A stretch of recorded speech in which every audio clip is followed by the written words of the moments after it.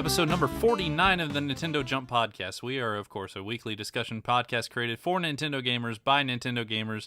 It's the week of May 27th, inching ever closer to E3. My name is Daryl. Today, I'm once again joined by Sergio. How you doing, man? Hey Daryl, I'm doing quite well. I'm sorry to jump the gun, but I wanted to announce that this is gonna be a double XP weekend. If you listen to this podcast during the weekend, you're gonna get double the enjoyment. So go for it. It's true. Whoa. Yeah, and the more you listen, the more you level up in jump points, and you can cash those in at the end for like some awesome new skins and wheels and stuff. It's amazing. So yeah, definitely listen to as many episodes as you can this weekend. Kevin, how are you doing, my friend? Man, just hearing about those skins really excited me. I'm feeling really good right now. It's been a great week. Just revved up. I've been playing this one game that I want to talk about. And I know y'all play some games too, so, let's get to it. Yeah, so it's actually been a little while since we talked about games we were playing, which is kind of funny for a video game podcast. But there's been a ton of news and stuff lately, so I mean, no regrets. But at some point you got to talk about what you've been playing. So hey, that's this episode. We got a ton of games. Kevin, like, what are we talking about? I kind of just buried the lead there. Well, we're just gonna be talking about games that we've been playing, basically. For Very me, nice. yeah, that's Whoa. pretty. Wow, what a surprise! but I just want to say, shout out to Second Order for the review game code for us. We are very gracious, and we're very thankful to have, companies, people like them that were able to provide us with these game codes. And it's nice to play these new awesome games that, like, I've never heard of Claybook until we got the code. So Without further ado, I mean, Kevin, you want to start into your game? What have you actually been playing? Yeah, so I've been playing this game called Claybook. It is pretty much this awesome artwork type of building, modeling clay game. Okay, so I say artwork because it is kind of like a piece of artwork, but it's just made out of clay. The whole game is made out of clay. Well, besides the main menu, I mean, more so the environment. And it's awesome because you go into these levels where you're like different shapes. So you could be a sphere or a cylindrical object, or cylindrical object, or a cube, what have you, and be able to do different objectives. So in certain levels, there's levels where you have to eat chocolate. Now, what do I mean by that? So chocolate in the game is like molded into like different blocks of chocolate, and you have a command with the controller where you can carve. So you can carve your way through eating the chocolate to fulfill the objective. And every level you can get up to 3 stars. So depending on how well you do in the level, it could be 1 star, 2 star, 3 stars, depending on how many objectives you have done in that level.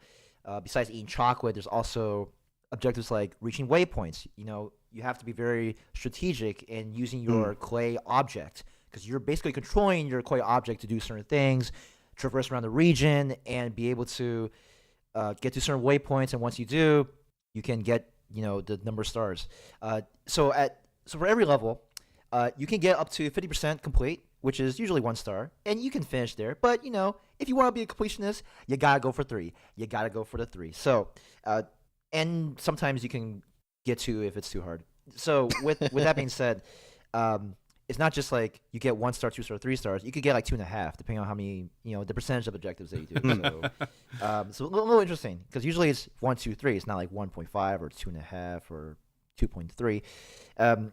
And with Claybook, I feel like it's a very interesting idea because, you're pretty much you're this boy, with this controller in the background, and you're controlling this clay object. So, and that's one of the things that Wait, I kind of thought was, yeah, and it's like, if you look at the images right now, if you were to look up just some images of Claybook, like just maybe the title screen or like different images on Google, you'll notice that there's a boy there. And like when you play the game, he's a lot. I'm gonna be honest here. He's creepier than than I imagined. And I say that because it's like you're this clay object. You're within the perspective of this clay object, and then you have this giant boy, controlling controlling the object. I'm like, whoa, I don't know how I feel about that. I mean, as an adult, it's a little bit strange, but I think if you were a kid playing this, you may or may not feel the same way. That's just a very minor gripe. My biggest thing about this game is that even though the clay is animated, animated. It's I don't think it's the most well executed. The graphical fidelities of just looking at the clay and how it moves, even on handheld, both handheld and docked, it's not as. I guess I was expecting more of a 1080p, type of more sharpness, like just have a bit more clear, have a clearer, sharper image in the clay, but it was a little bit. I felt a little muddy, but it was okay. I mean, it was still fun. Just to, No pun intended. Right. Yeah. So it was still fun to be able to complete objectives as a clay object, and then one of the things that is really cool about this game is that you can, if you mess up, so if you're trying to get that block of chocolate that you want to eat at a different platform, and you fall off the bridge, you can rewind. There's a rewind feature where you can rewind your steps and then be able to try it again within the same round. Now, although the thing about getting the stars, you're also timed as well. So, and the time is pretty much based on like how fast you can finish, and depending on how fast you finish, that will put you in the leaderboards, like how well you score up in the leaderboards. So, with that being said, when you rewind, like just if you made a mistake and you rewind, you create something called a stamp. Now, a stamp is pretty much a temporary, like a mirror image, a copy of your clay object that you rewinded from. So you can use it to your advantage where, say, you have a gap in the bridge and you fall off, you can rewind, make a stamp, so you pretty much have a, Oh, that's cool. like That's cool. pretty much like you fill that gap, right? And then when you stop rewinding, you can just go through and cross the bridge. So I think that's a really nice touch because there are certain parts of the game in the levels where I'm like, man, I gotta keep trying this. Like, I have to, traverse within this narrow, skinny platform, and I would fall off, like, I think at least 5 times before I could get it right, while still trying to eat that chocolate block. I don't know why I keep saying that, but I thought that was the most interesting objective. Yeah, and there's a few different like objective like win conditions, right? Each level has kind of its own. From what I was seeing, can you talk like which other ones did you see that you kind of liked? Yeah, so there's the waypoints, and so I mentioned the waypoints, like just to get to certain places within the clay region, eat the chocolates. There's also one where you have to fill a bucket with water. So, which is interesting because there's one level where you have this giant bucket. It's like kind of like this. It kind of looks like a pottery bucket thing, and then there's water coming from different sides of the map, and then you have to try to,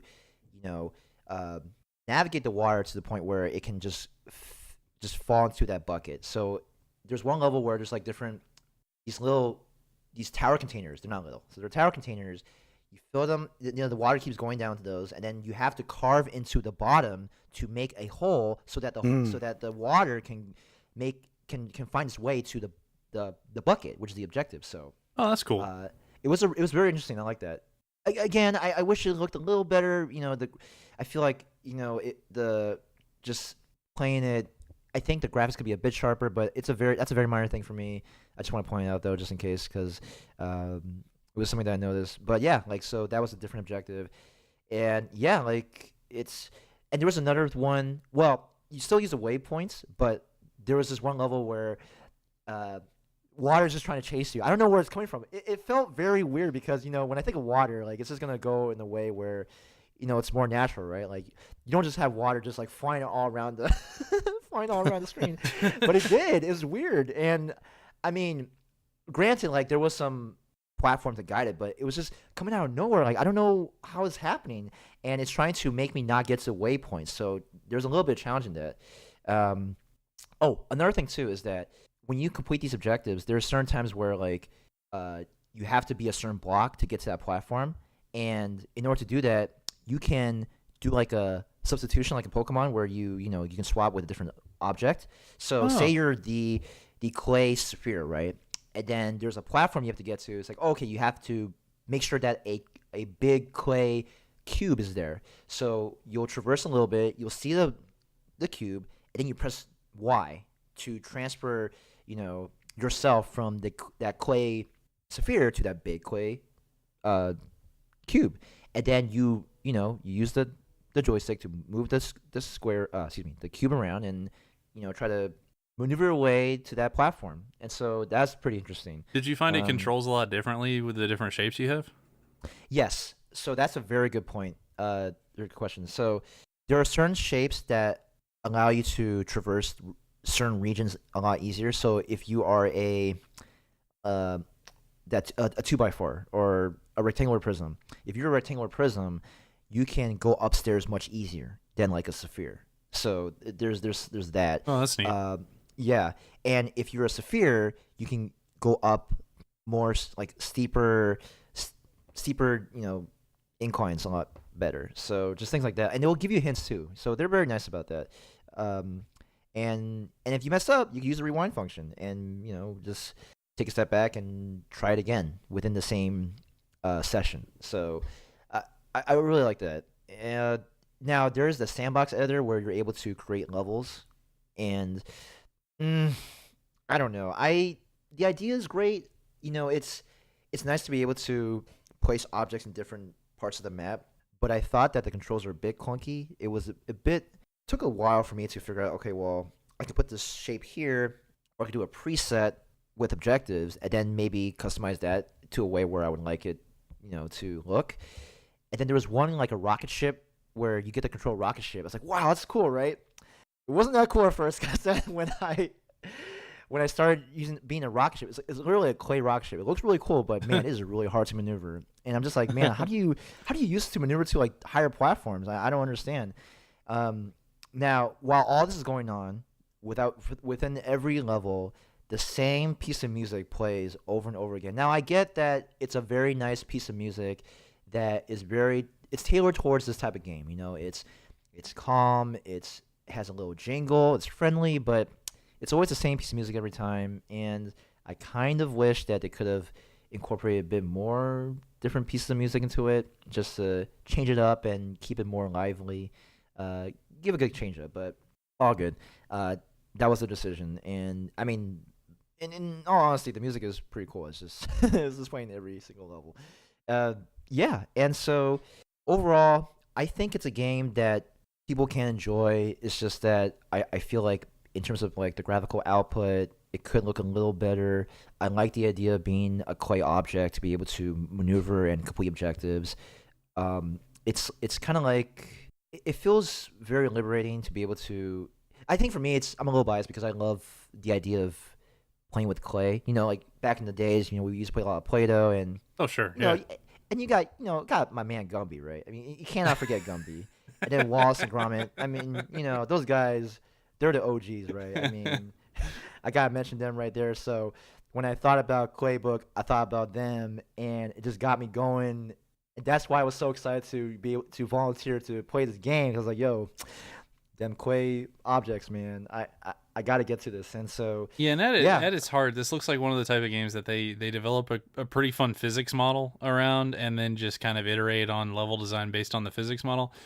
From what you're saying, it actually sounds like it's pretty successful at that. At giving you a pretty good physics based puzzle type game. That is I'm glad you brought the keyword up, physics. Yeah, it does bring up. It does a good job with that, and that's why I enjoyed the experience of playing the game. I enjoyed going through the objectives and trying to get those 3 stars, because then the one thing the hardest thing, and I mentioned this kind of level, eating the chocolates, because when you carve, because you can use your object. Kevin's hungry tonight, I think. Because when you go around the region, and the thing that I want to mention is, when you use your clay object to move around, you adapt to the colors that you move around to. Okay, so if you're a white clay object and you go into green, you turn green, and sometimes your object could be molded into different, like just slightly different shapes depending on where you go, like up the stairs or like maybe going through water. So when I say that eating the chocolates level was hard, it's hard because if you want to get 3 stars, you have to get every single bit of chocolate. And when you use the carve control, like just that carve command, sometimes you miss maybe that one little bit, and then you want to try to rewind, but then you make a stamp, and then the thing is like when you make that stamp, you have to get that. You have to eat that too because that's part of chocolate you just ate. And so it's like, okay, well, pretty hard, right? You know. Yeah, I've been there. Yeah, so there's a subtle difficulty type of thing there. I'm like, wow, this is actually there's more nuance to it than I thought. Like it. Okay. And I was actually quite impressed. Like, wow, okay, like you can't. It's not easy. This is not a cakewalk. Like this is. You want to eat chocolate, you better eat all of it. You know what I'm saying? Like, you gotta finish the whole deal. This is not a joke. So, I gotta laugh at it every time. But man, it's interesting because at that level, I was trying to get 3 stars. I got like 2.99 because I had 1 more % just to get 3 stars, but I couldn't get it. I'm like, oh god, I guess I just have to I tried it like multiple times. No, my perfection. Right. And when you see your progress in the menu, it looks like you have 3 stars, but you did not get 3 stars. Close enough. Only 2. Yeah. So. So I mean, yeah. Bottom line, I mean, people listen to us. Hopefully, for our opinions from time to time. Would you recommend this game to somebody who thinks it sounds interesting? Absolutely, I would recommend it. I think $15 is not a bad price. I think that if you have a kid and you want him or her to be exposed to a world of clay, I think this is a good game to get into. I would like to say don't expect like the highest graphical output. That's not the main focus, although that is something that I'm nitpicking. But I would recommend it to people. I think it's a short game. I finished most levels within like a couple hours, and I played around with the sandbox editor. It is pretty cool, like, but I think it just takes a while to get used to, just because like the way you move the objects is a bit slower, and then there's a lot of options to do. So yeah, I would recommend trying it out, and Cool. playing with friends. Yep. Mm-hmm. All right. Well, I mean that sounds positive. So yeah, thanks. Mm-hmm. And yeah, again, shout outs. Thanks to Second Order for the review code. So I think with that, I think we're gonna jump over to Sergio and I have actually both kind of been playing a game, but Sergio, you wanna unveil it?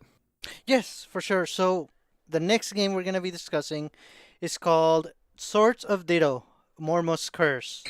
Nice. And it's a recently released game on the Switch. It's basically a top-down action RPG. Just think of an old-school top-down Zelda game, and you're pretty much, you got it completely.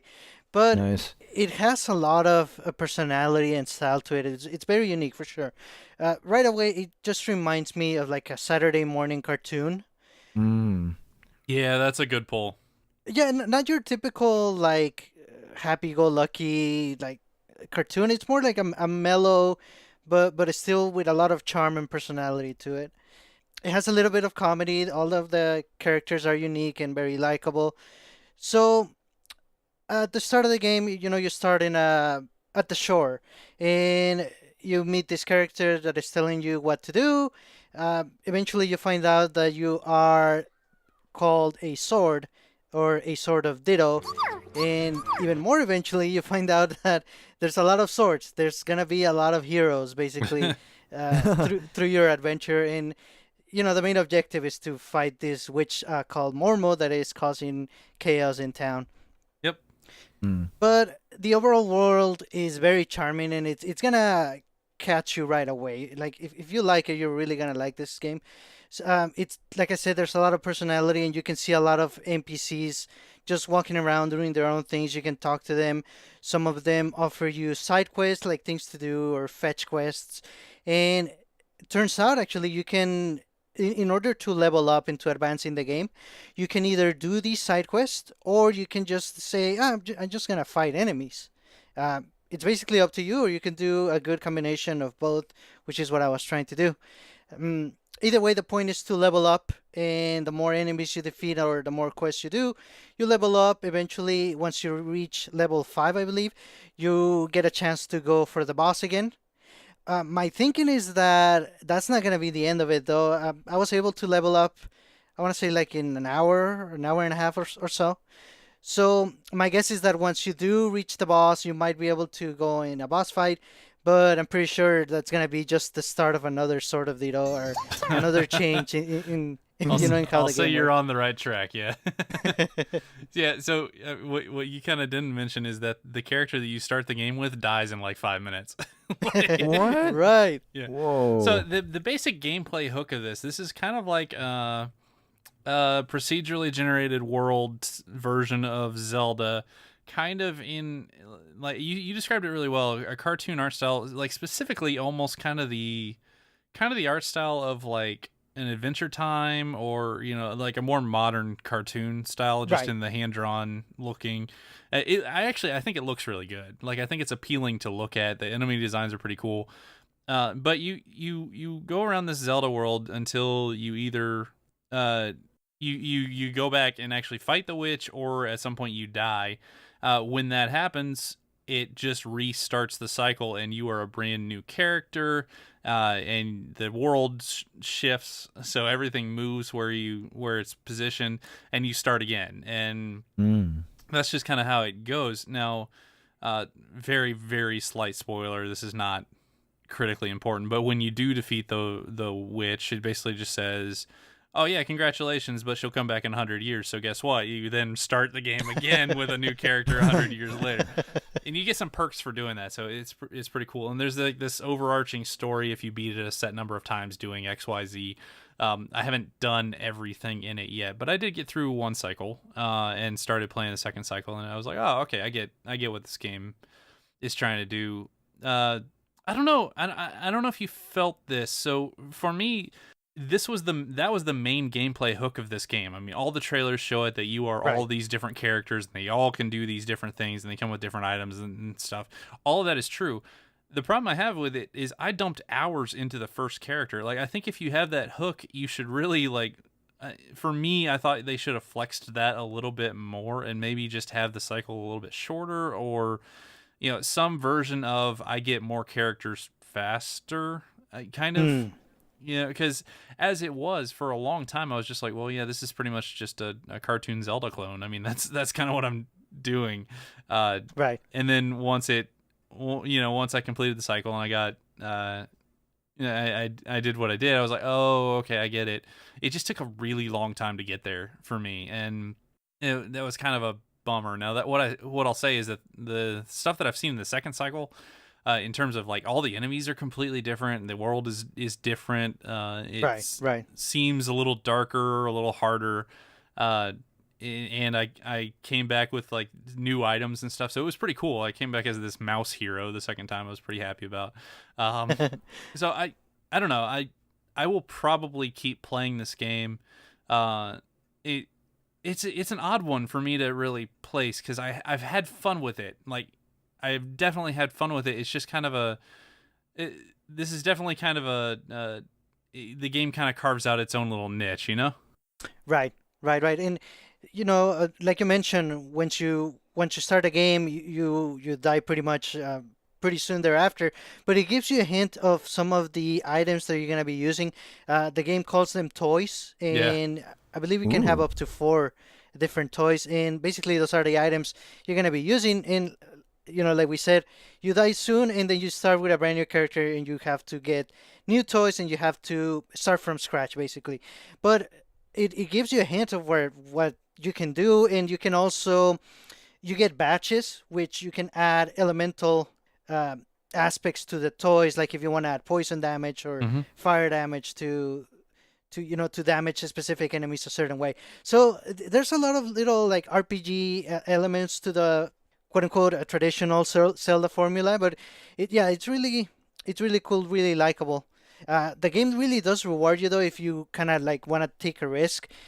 Sometimes you find this area that is guarded by a lot of really strong enemies, but Mm. hey, if you want to stick with it and go for it, you get a lot of rewards. And basically, I haven't come to a roadblock basically. So if you want to take your time and you're skillful enough, you can keep going basically wherever you end up in the world. So with all that being said, when you like the whole 100 years thing, does the character age, or is it like a completely different character? Because when I think of 100 years, I'm like, oh, like It's an all new is that- character.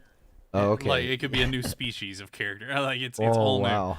Yeah, and the toys that you find in the next cycle are different. And so yeah, you touched on Mm. this, Sergio, and I really want to kind of hammer it in the toys that you get. So like think of them as like kind of your sub weapons in a Zelda like, Right. and you have some pretty standard ones like a bow and arrow, and bombs and such. But you also have some really fun ones. Particularly my first run through, I bought a bowling ball that you could like roll, and it goes through a bunch of enemies and damages more the more it hits and Oh, such. nice. You can Oh. kind of control it too. It was great. Then in my second run, my character started with this. I think they call it a Henshin outfit, which basically you when you activate it, it turns you into a giant. And you start walking around and beating stuff up. So I gotta say, like the sub weapons other than just your sword are a lot of fun. Really well thought out. I've really enjoyed that part of it a lot. Right, right. So it's basically made out so that whenever you're on an next round with a next character, it encourages you to explore different items, different toys, basically, and you can have the different toys and also add different element aspects to them to change it up even more. Yeah, and the game does have co-op. I haven't tried it, but basically, whenever somebody wants to play, they can just press a button on the controller and they can join you in your adventure. I guess if anything, if I had any complaints with the game, it's a little slow in terms of. I'm trying to remember if like I want to say that it's a traditional or your typical Zelda game. It's a little more faster paced, and that kind of threw me off a little bit. I kind of had to get used to the slow pace of the game. Mm-hmm. But once you do, it's there. It does also suffer from a little bit of slow loading. Even when you Yep. go from one room to another in like a dungeon, it's a little bit off-putting, but you also get used to that. Well, how slow are we talking about? Like 20 seconds or just? Oh no! But Oh, okay. it's just enough that the screen pops up and you're like, ugh. Yeah. And if you do the thing where like you go up the stairs and then you forget that you got to hold down instead of up, and then you go back down the stairs, it's like you just want to pull your Yes. hair out. Oh no. So it's not That's, honestly, it's not the worst thing in the world. It's just a thing. So And one more ahead. thing. How's the music in this game? I think that was one thing that I was curious about. Like, really is the music- interesting. Sergio, take that Mm. one. No, it is, and it goes with the theme of the game, like the atmosphere of like a cartoony type of very dynamic too. Something else that is very dynamic in the game is the weather. It can be day or Mm. nighttime. It can be cloudy. It can start raining whenever, and the music changes with Mhm. that. But I think it's again That's slow cool. pace, kind of like the game, but it's really cool music. It just goes with whatever's going on. And I'll say this: I didn't Nice. really like the main overworld theme until I got to the second cycle, and it's all different. And I'm like, oh, okay, well Oh, that's nice. that's interesting. Like, so it definitely has some hooks. My only real complaint about the game, I share yours that it's a little bit slow. The game's a little sleepy, honestly. Hmm. But my only real complaint is that it takes a while to get into what seems to be the cool stuff, Right. which is not, it's not the worst complaint in the world. It's just something that I'm like, man, I wish I'd known this, because as it was, I was kind of going through the first cycle. I'm like, yeah, this is fun, but it's just kind of okay. It's just it's just a thing. Um, and then once you kind of open up the game a little bit, it gets a lot more intriguing, and that's I don't know. I wish that were a little more focused on, but Hmm. yeah, the music is almost it's almost kind of childish, and I don't mean that in a bad way. It's just Mm. kind of lighthearted and quote unquote like fluffy in the first cycle especially. And so and there's a lot of, they do a lot of fun little riffs on it, like the fast travel mechanic, which there is one, is air kazoo, and you like play the kazoo, and it has this little song that plays when a bus comes and picks you up when you play your magical kazoo.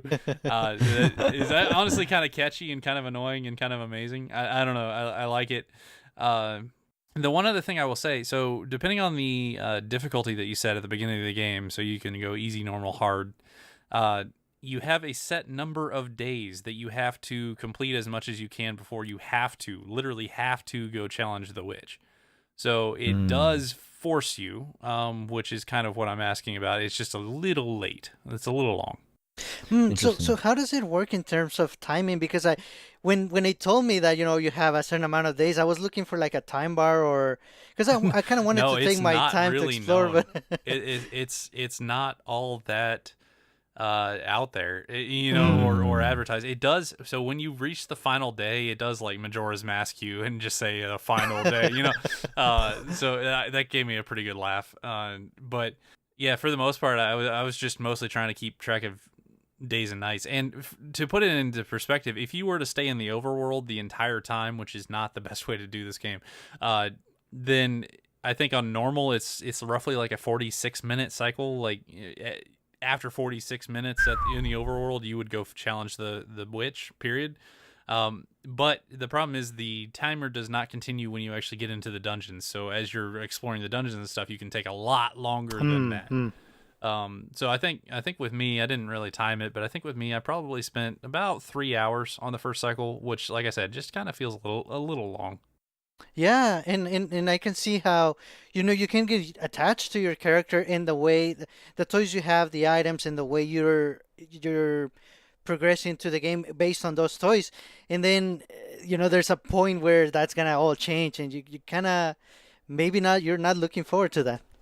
Just with all that being said, would you guys recommend this to everybody, anybody, like even through a community? Like, who do you recommend this game to?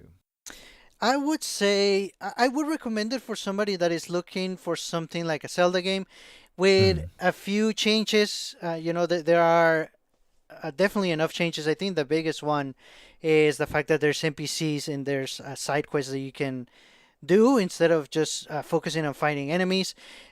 Also, the enemies can hit themselves, like they can hurt themselves. You can actually use that to your advantage if you kind of set them up in a way Right. that basically they're always shooting at you, but there's enemies in the way. I thought that was pretty neat. But yeah, there's a lot of little changes. Just again, it's a little bit slow pace. As long as you don't mind that too much, definitely I would recommend it, especially if you're looking for something with a lot of charm. Yeah, and so the normal price is $15. The sale, it's on sale right now, so hey, good timing. And it just went on sale, so in theory it'll be still on sale when you're you're listening to this. So it's on sale for like $10.50, and for that, yeah, I'd recommend it to anybody who can kind of look at it and say, a kind of a remix game in the Zelda 1 style with these graphics. It's pretty straightforward, exactly what it looks like, what it sounds like. So watch a video. If it appeals to you, it's going to appeal to you. I mean, it's kind of surface level there, and it's once I kind of got into it, it's slightly more fun to play than I expected it to be, so that was actually kind of nice. Right. Right. It does take a little bit to really get going, and then I guess once it gets going, it's gonna change again. If maybe if maybe that interests you, like a sequence of smallish Zelda games that are gonna be changing every time. Yeah, definitely. So yeah, this is just to say it again, Swords of Ditto, Mormo's Curse. It is pretty much the only thing like that I've seen, so it's pretty neat. True.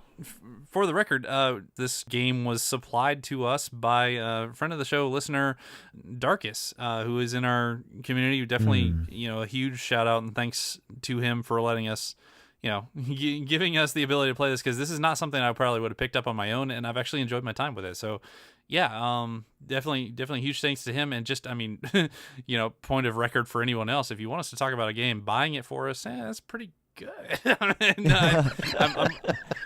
It's a pretty good chance. Honestly, I was a little humbled by that. So again, thanks for that. And I think that's probably gonna wrap it up for Swords of Ditto, unless either of you has anything else. No, I don't really have much to say, but yeah, just as you mentioned, shout out to Darkus. Thank you so much for that. And yeah, it's pretty awesome to hear what you guys had to talk about with this game. I mean, yeah, like the art style is very appealing. It makes me feel warm inside just even looking at the the screenshots. I'm like, man, like this is quite a looker. So yeah, thank you, Darkest. And I do want to keep playing more. I want to go at least to the second round of the game and see what character I get. Yeah, you actually get to pick. So based on badges that you pick up in the first round, it gives you a bunch of different options. So I got to pick my little mouse warrior, and I was happy about that. So yeah, I was I was happy with how it turned out on the second cycle. I want to play it through 1 or 2 more cycles and just I may give an update if anything significant changes. I kind of don't expect it to. I kind of just expect it to be an iteration at this point. But Right. I'm looking forward to seeing it. So I'm gonna actually jump Sure. into. I've been playing 3 other games, so ouch. But I'm gonna Ooh. I'm gonna jump into the other game that I'm probably most excited about right now. Which is actually, it just came out. It's called Crystal Crisis. So this is a game that's published by Nicholas, who famously have kind of taken over The Binding of Isaac and Cave Story and 1001 Spikes and a bunch of other games. They've been doing a lot of things right by Nintendo by bringing a bunch of these games out. So Right.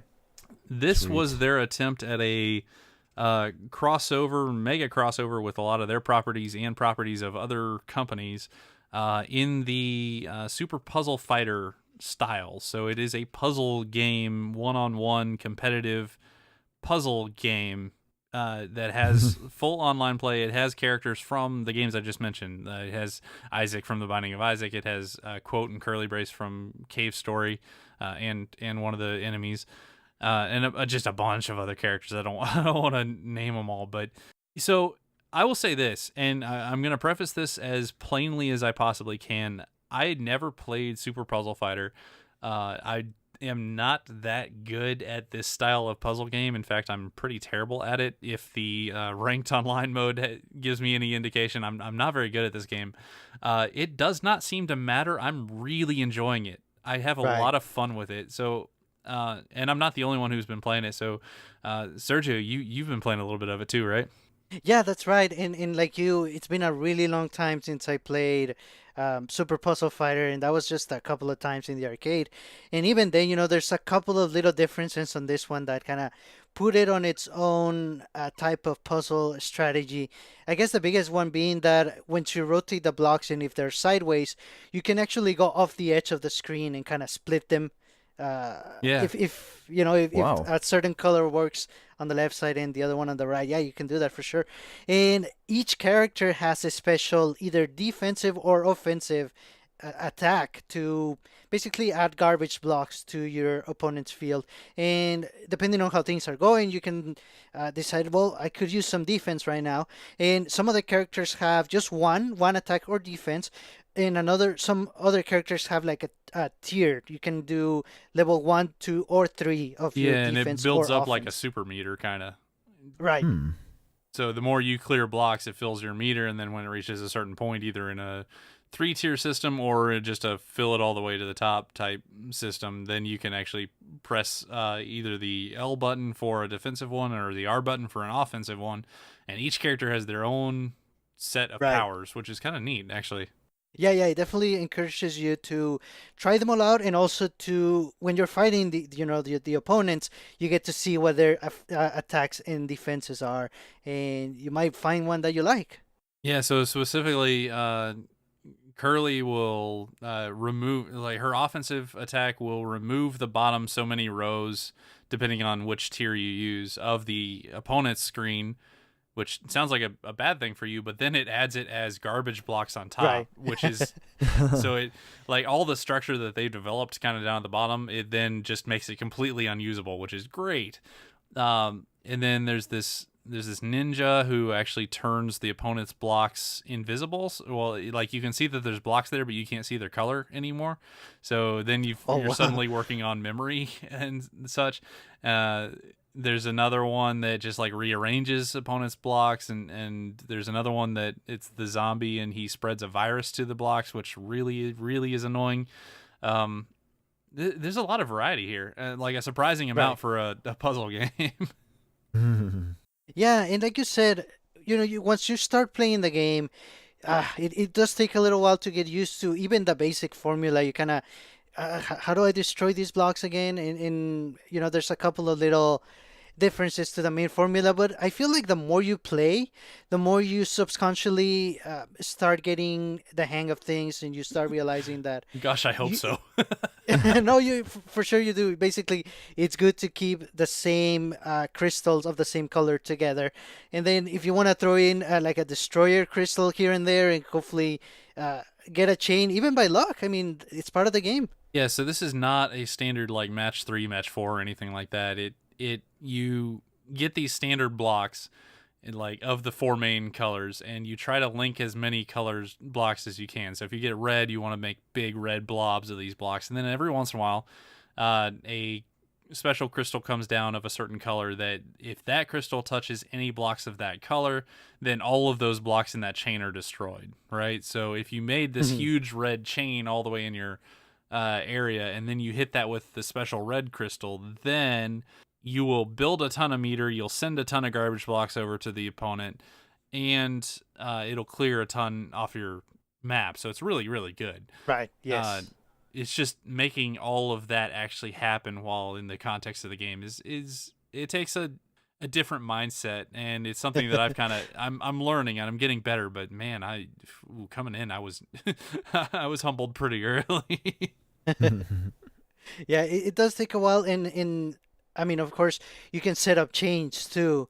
Like we said, at first, you're probably gonna end up doing that just by luck, but eventually, once you start really getting the hang of things, for sure, you can set up a lot of crazy stuff, for sure. And then the one other thing that I really want to note is the presentation of this game. So, again, it's a puzzle game. It's a block puzzle game. Playing it is just, it's like aesthetically pleasing. Like it looks really good for whatever reason. Like the blocks kind of bounce when you like slam it down and things like that. And it's very visual, really, really nicely done. The standard view mode is actually on kind of an angle for the grid, which is kind of weird for a puzzle game. You can turn that off. You can make it flat 2D, and it still looks good. And I did that eventually. The other thing, so all the characters look great. There's some cutscenes and such in the game, and Right. there's a narrator of the game, and the narrator is actually the voice of Optimus Prime, and it is hilarious. It is what? so funny. That is Because amazing. he's like, who dares look in the eyes of evil? And it's just like, man, Optimus, okay, all right, you're cool. No, I that was is pretty nice happy like about that.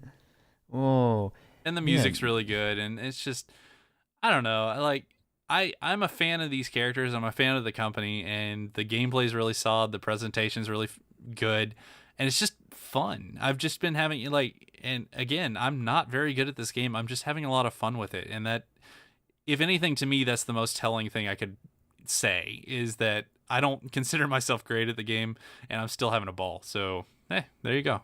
That's really telling, and I appreciate you saying that because when you get into these sort of competitive, like puzzle fighting games, or even just certain games in general, there are certain games where it's like, okay, well, you have to be as decent level to have fun, but the way you describe it is like no matter your skill level, you can still have fun, and I think that is a very good hallmark for any game to be at. So kudos to them. I mean, that's how a game should be for a competitive game. I mean, to have it be that welcoming, then that's great. Yep. So Yeah, for sure. again, that's Crystal Crisis. It just came out. A lot of people talking about it. A lot of people liking it. It was it was actually balanced by fighting game legend Justin Wong, which is kind of cool. He helped Wow. with the balance of it. So I mean, there's a lot of good things that they've done with this game that kind of just appeal to me in particular. So I don't know. I've been enjoying it like crazy. I do want to touch on one more game that I've been playing, and then I'll throw it over to you, Kevin, for one that you've been playing. But I have been playing the Castlevania Collection.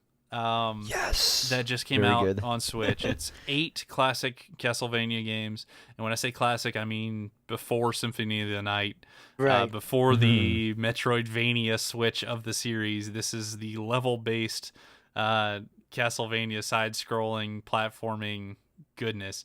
And so I didn't realize that this was such a hole in my gaming history, because I've talked about it on the show before. I have played before this game came out, I had played 2 Castlevanias in my life. One of them was Dawn of Sorrow, which is one of the aforementioned Metroidvania styles on the DS. It's really good, by the way, but it doesn't count for this conversation. The only other one I had ever played was Castlevania 2: Simon's Quest, which that one is very legendary. It's legendary for the wrong reasons. I know. Which utterly confounded me as a kid. Like, I had no idea what I was supposed to do. I actually, playing it now, I actually realized I made it pretty far in the game somehow, and I have no idea how I did. But man, there's a lot of, that's just a game of systems on systems that, and bad translations and all sorts of things that just lead to the game being kind of awful to actually play. Anyways, so this is my first time actually playing the first Castlevania game. It's my first time playing Castlevania 3. It's going to be my first time playing Castlevania 4. I'm super excited. I got to say, I am loving this. I am really enjoying it to the point that if I had played these games back on NES, they would be among my favorite NES games, period. And that makes me happy just to hear you say it, because like these are just some of the best games on the Nintendo platform. I mean, and I just want to say, Bloodlines is underrated. I love that one. Have you played that one yet? No. Yeah, I mean, no. Okay. I'm going in order. Okay. So I went through. I beat Castlevania 1, which excellent experience. I cannot believe how well thought out this game was in the first game. It just like there's a little bit of like the NES jankiness, a little bit here and there, things a little too hard here and there, and I may or may not have used a save state once or twice. Don't hate me. I actually played most of the stages just straight up, and near the end it gets a little brutal. And ain't nobody got time for that. But so I played all the way through Castlevania 1, super enjoyed it. Then I went back and I fulfilled my childhood dream. I played all the way through Castlevania 2 Simon's Quest for the first time ever using an online walkthrough, because why would you ever not do that with that game? Oh man, yeah, there are certain parts where it's like, and I'll say, I said it confounded me as a kid. It confounds me as an adult. I have no idea how you're supposed to know some of the stuff that you got to do in that game. Oh man, apparently you've got friends in all these other towns, but it never actually bothers to tell you what the town names are, which is really funny. So yeah, man, that game is confusing. But I gotta say, if you got a walkthrough telling you where to go, there's a lot of fun stuff in that game. Like it's a lot of fun to play. The only real problem is that you have no idea where you're supposed to go at any given point. How would you possibly know that you're just supposed to go over here and kneel until something happens? I don't know. But again, super fun game. And now I'm working my way through Castlevania 3, which I think is probably the most renowned of the NES games.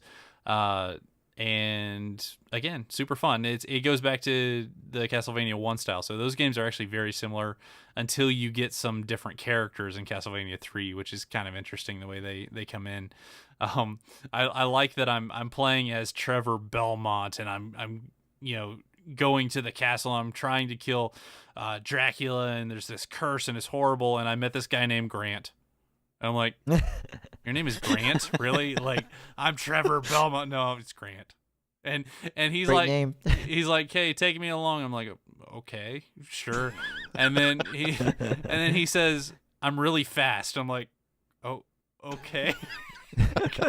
You can't beat him. Join him. Cool, I guess. Anyways, no, I'm really like I said, and I can't downplay this part.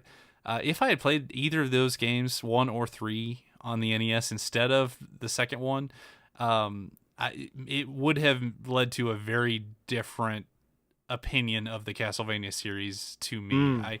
I only played the second one. I was just like, and that's a little unfortunate. I actually completely missed out on Castlevania 4, which I'm really looking forward to. And I don't know.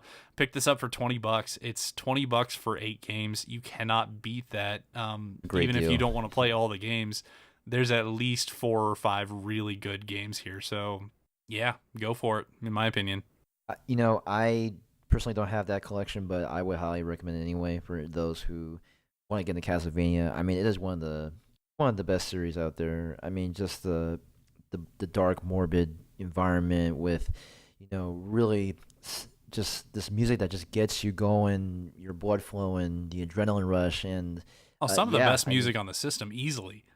Yes. Like oh yeah, in the for first real. 3 games, there are like a dozen bangers of songs, like just really good songs all through them, and I'm just like, oh, that's okay. And I always knew Castlevania had good music, but I never really understood exactly what that meant. Like the first track that the first Castlevania plays is a freaking banger. It's amazing. It's such a good song. I don't know. I'm I'm digging this game. I really am. And I got to say, it's interesting because they very specifically tried to make these games look like an old school monster movie, in to the point that Yeah, they even have like the film lines around the title screen and stuff. Like they really tried to make this a monster movie. And I got to the credits of the first game, and the credits have the names of the actors that played the classic, like Wolfman. It has like Lon Chaney's name in the credits of Castlevania as the Wolfman. I'm like, oh man, you guys are playing around. This is great. It also says music by James Banana, which I just thought was hilarious. So yeah, the James Banana. anyways, yeah, full recommendation. This is probably a 9+ out of 10 for me so far. Ooh, Very, very happy with the collection. very Yeah, and good. it's a great way to get introduced to the series as a whole, or to the classics, because like you said, Symphony of the Night really changed the way Castlevania is, and a lot of us, myself included, for the most part, we haven't really experienced the traditional Castlevania experience of old, and here it is, most of it in old really good games. Definitely. Yeah, it's these are just games that you must play, no matter what kind of video gamer you are. These are just it's totally worth. I mean, for $20, I mean, hell yeah, how could you miss out? Like, Yeah, that's $2.50 per game. Yep. I made that back already. mm-hmm. We're good. Good stuff. All right. So Kevin, I mean, we put this off for a couple weeks, and I'm not expecting like a full review or anything. But do you want to talk about what you have done so far? Maybe no real spoilers, but what your feelings are on Final Fantasy X? Absolutely. So I've been playing Final Fantasy X HD Remastered, not X2 yet, but Final Fantasy X. Been playing it for a while. I am 26 hours in, and from I've just been loving it. Hour after hour. I mean, and I say that because it really, and have this regret of not being able to play it much earlier, despite the fact that I did not have a PS2 at the time, and I missed out until now, and it is aged very well, given that it's a remastered. But I mean, the combat system, that has aged pretty well. I love the fact that when you're in battle, you can switch your characters, back and forth. Yeah. And you need to do that anyway, because if you don't do that and you win the battle, the characters that you did not use will not get experience points. So I think that's very encouraging to do, and I It's think also nice that you don't have to waste a turn to do it. Like that you just swap them in exactly. and then they're ready to go. And you're like, oh, nice. There you go. Yeah, and the thing about the battle lane system as well is that when you do status alignments, like when you're blinding somebody or you're silencing them, like it's a legitimate thing. Like there is some accuracy to it, and people, and like when you blind a monster, you will see that the monster will miss his attack. I think there's a lot of times in different Final Fantasies where you blind them, but half the time they're still able to get their attack off, and Or it it's just not, never works in the first place. right, it just never works. And what I like about Final Fantasy X doing this is that the status alignments are intentionally done well, and I think that was just a minor complaint that I've had over the years of using those things in different Final Fantasies. So very good. And the characters, the voice acting, there's been a lot of gripe with it. Y'all have to consider the fact that I this was like done in it, to 2000. be honest. Yeah, I've heard people say that they hate it. I think it's charming. It's kind of well, charming. It's like purposely kind of corny, and I kind of like that. I don't know. yeah, like Auron's voice, like Auron's, like he has like this. It's like a cool, like this.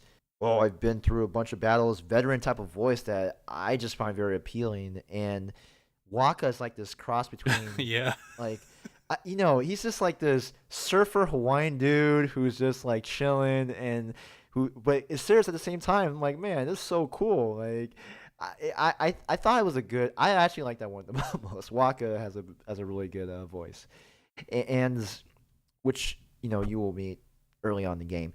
So now there's the mini game. I try not to spoil it, Duro, but like there's a mini game called Blitzball. Yep. You will eventually get to play it. I already did. I'm very mixed.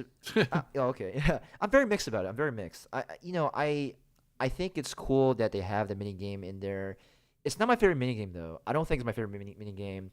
There are certain times where it is slightly difficult to figure out how to dribble away from the opponents, or if there's certain actions that you want to do, like pass the ball or something. Like a lot of times, like I'm unsuccessful. I think it maybe might be me just because like I'm trying to figure out how to, have enough. I don't know what like the certain number of points in order to offset their power points, so that I get a successful attack or excuse me, shot at the goal, things like that. Yeah, if this sounds confusing, it's because it is. It really is. Yeah. It is, and every action you take has a chance of failure depending on if they try to block it or not, and it's kind of hard to determine like definitively if something's gonna work or not. I don't know. I'll say once I kind of figured it out a little bit, it's fun, kind of, but that's not what I'm gonna play that game for. Yeah. Like this is not. It's not a great sports game, so no. I'd prefer just to play the RPG. Thanks. Yeah, I'm the same way. And like for the first, or not the first, that one game where you're the tournament finals, like you want to win that game. Like there's just like you just want to win that game. And I replayed that match like 10 times, so it was pretty hard. Did you beat the goers? I did beat the goers. Nice. I had to retry because I want the prize, man. I want to be recognized as the tournament winner.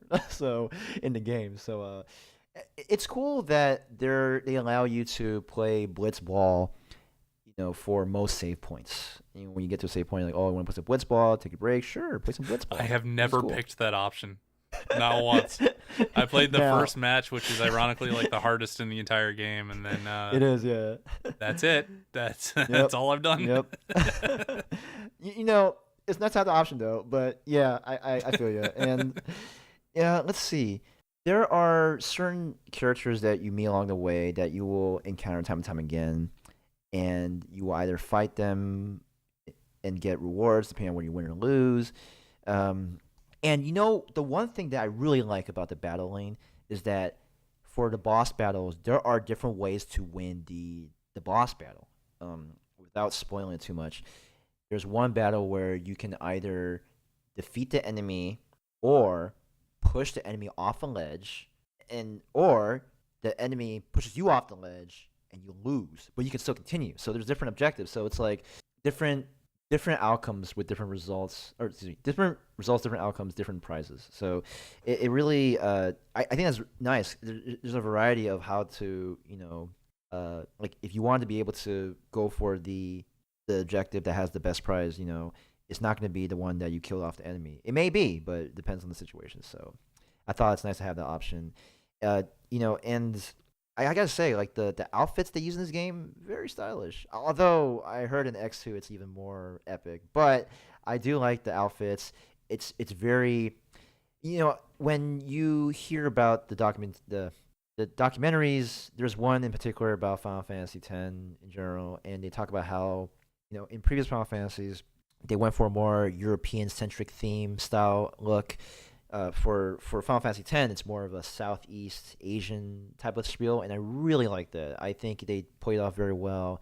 And let me just say, Daryl, you probably will agree, the music is pretty darn good. Like it still holds up to this day, even with the remastered edition. Like, man.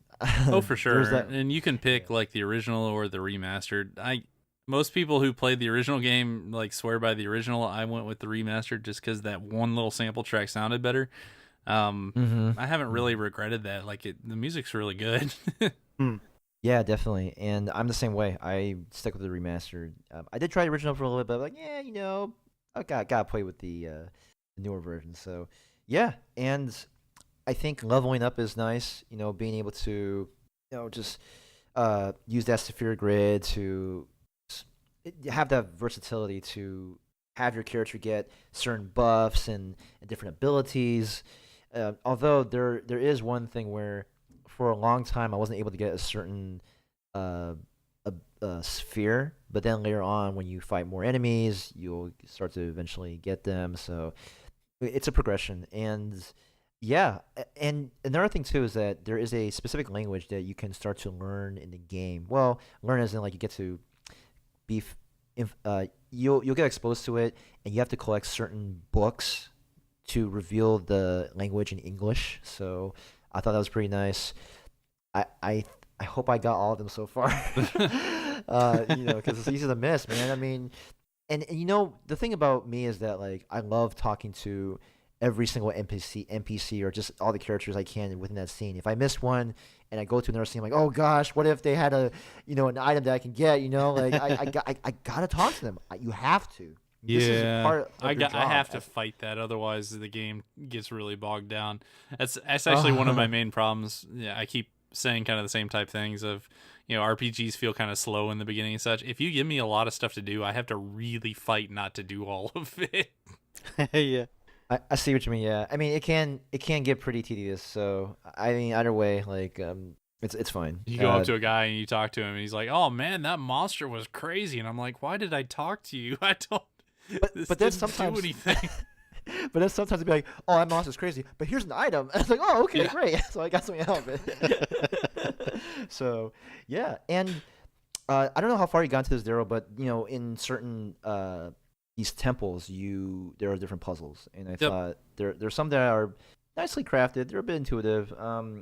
Some of them took a while to figure out, but yeah, I think it's nice to have a variety of different ways to go throughout the game.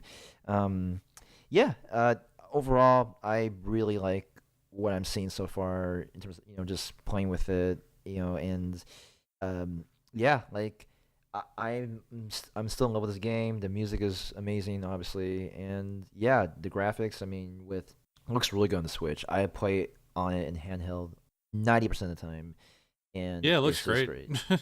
Yeah, so yeah, I mean, still going. I would love to finish it. And yeah, it's something that I've been waiting for a while, and yeah, it's been a nice ride so far. So What I didn't realize, so I knew, I knew going in, this was a much loved Final Fantasy game. A lot of people list it as their favorite, which is awesome. I mean, there's a lot of really good games in that series, so it's cool to see.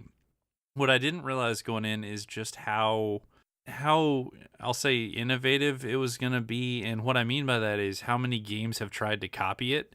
I didn't realize that oh yeah, Xenoblade took a lot from Final Fantasy X. In the hmm way the story unfolds, in a lot of the characterization and various things here and there that I'm playing it, I'm going, man, this feels a lot like Xenoblade. Keeping in mind like the battle system's completely different and such, but just the way they present the game is very reminiscent, and I didn't realize that would be a thing, and it's been kind of cool to make that connection as I go. And then there's just little things like the instant party swap and things that I just love, that I wish more games would do. Actually, wish that was one of my main complaints against Octopath, which is my favorite RPG in a very very long time. mm. I wish you could have just like hot swapped characters in and out. That would have been great. But yeah, it is what it is. For a slightly older game at this point, Final Fantasy X really solid. For some reason, I played it for a long time. I was really enjoying it. I just kind of dropped it. And I don't Mhm. know why, but I intend to go back to it and play a lot more because I was enjoying what I was playing for sure. All good. It is one of those games where you play it, you take a break, but you come back and it's like, wow, like I feel like this rush to battle again and It's also pretty go through the linear, story. so it's going to be easier to just like jump right back into. At least at the beginning, it's I don't have a whole lot Hmm. of options of where I'm going or anything. I'm pretty much on a path, and that's it, which I'm okay Yeah. with. I don't even view that as a bad thing. It helps me get more of the story instead of just like wandering around this world for no apparent reason. What was I doing? What did I need? Where am I? I don't know. It's interesting that you mentioned that because I can say that there are definitely a lot of people who don't like that linearity at times because they grew up with, like games like Final Fantasy 8 and 7 and like just with no mini well, with a mini map without, where telling you where to go. So it's nice to have some sort of linear path and I don't mind it at all. I think it's and if people I said before if you don't want the mini map just turn it off. I mean, Yeah, and then it's just two methodologies. Like I can see yeah. liking the Mm-hmm. little less, a little more ambiguous type world map where you just kind of go and explore and have that adventure. I can see loving that. I can also see wanting to just be guided from time to time. So I don't think there's a really right or wrong answer there. No, not at all. Um, it's I think it's one of those things where it's customizable. You play how you like it. Although I wish I could hear the voice acting Japanese, just because I am a big fan of Japanese voice acting in these type of games. I do like the English voice acting so far, but it's nice to be able to swap every now and then because I think the characters may express a bit differently depending on the language. I like it's evident in like different even like when I watch animes like Cowboy Bebop, which is one of the best animes ever, in Japanese or English, like the tonality, the way people say things, it's a bit different in a very good way. And so I just want to be able to. I wish I had that option to hear different voice acting, but it's a very very minor thing. Yeah. So. Cool. And I have a question. I hope it's a quick answer question. It's not too sophisticated. But, I've always seen Final Fantasy X as the start of changes in Final Fantasy. Like for some reason, I imagine that it really changed the formula It did. from nine and before. And I wonder how much it did. Like, can Completely. you tell it's a Final Fantasy game? Yeah, so the formula did change quite a bit. When you go from Final Fantasy 9 to 10, you're talking about no dialogue boxes. There are none. It's just as if you're watching a movie with a controller at certain points in the cutscenes. The art direction. So with this might be a bit of a long answer. From Final Fantasy 9 before, there was more of an open world type of spiel where you have this open world. There's different paths. There's like you can travel in different paths, and maybe you could do a side quest here and there and spend more time doing that than the main story. With Final Fantasy X, it was a bit different. It's more linear, and they focus. I felt like they focused a lot more on the aesthetics of certain places that they've visualized.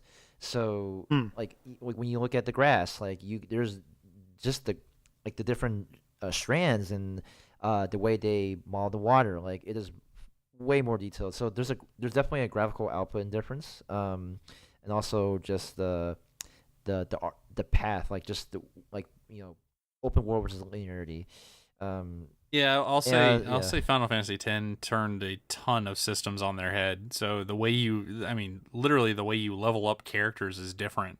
Uh, Oh yeah, for sure. like the way different swords and weapons and such affect your actual abilities is different. The party size is different. It's 3 characters instead of the traditional 4. Oh. It's not the Right. active time battle. It's a strictly Additional. turn based.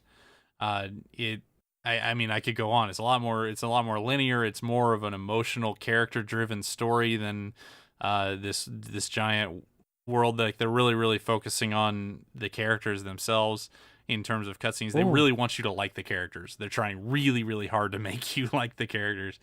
I don't know. It your thought there that this is the quote unquote end of the old Final Fantasy style. Yeah, it is. I mean, this is completely different in a lot of ways. Again, Hmm. not necessarily better or worse for it, just different. And you know, a lot of things need to evolve to actually survive. So I don't mind it much. It's just it's definitely different. Oh, Yeah, nice. it's and it also attributes to the fact that there's a changing of guard in the game producer. From Final Fantasy 9 before, you had Hironobu Sakaguchi. Final Fantasy 10, you have his successor or mentee, Yoshinori Kitase. I believe they have different ways of approaching an RPG, and so clearly evident in Final Fantasy X. So.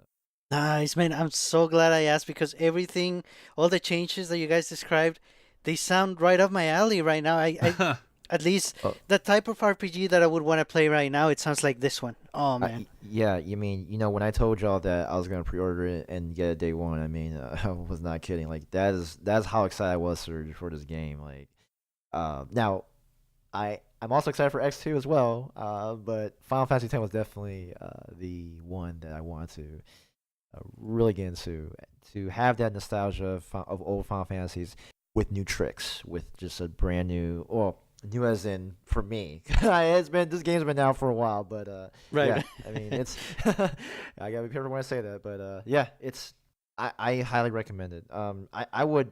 It is a game that you should not miss. And if for some reason if you're intimidated by RPGs, I would still make the jump. And like what Daryl has mentioned, like there's days where he would just take a pause and take a break, and then he'll come back to it. And it's that kind of game. Like there's no rush, and yeah, I think it's easy enough to get into, and hard enough to really get to know the mechanics and maximize your potential with all your characters. I mean, just imagine the damage output you can do. I mean, you can go above 9,999. I mean, that's also a first in Final Fantasy at the time. So, which I was always curious about at the time, because why was the max always 9,999, but Final Fantasy X broke the mold. So I mean, yeah. Yeah, no, fair enough. I mean, it turns out, breaking news, Final Fantasy X, pretty good game. Hey, what do you know? Very good. All right. I mean, with that, I think those are at least most of the games we've been playing. Sergio, you wanna take us to the end? Yeah, for sure. And you are correct. It is time to jump out of here. So thank you so much for listening. If you would like to chat with us and with an awesome Nintendo gaming community, please feel free to join our Discord group. The description for this episode has a link to it if you would like to join. You can also follow us on social media. We are on Twitter and on Instagram as NintendoJump. We also have a Facebook group. And as always, our episodes are on YouTube. You can leave us a comment there about anything we discussed today, any games you are playing, on anything that you would want us to talk about in an upcoming episode. You can send us your feedback via social media or via email at NintendoJumpPodcast@gmail.com. If you want to support the show, the best way to do so is through our Patreon. That's patreon.com/NintendoJump. And another way to support would be by leaving a review in your podcast application of choice. We would really appreciate it.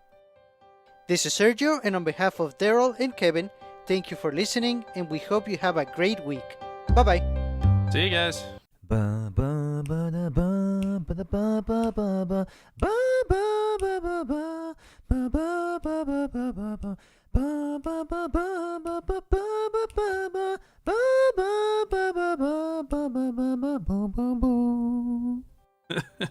is from Final Fantasy X.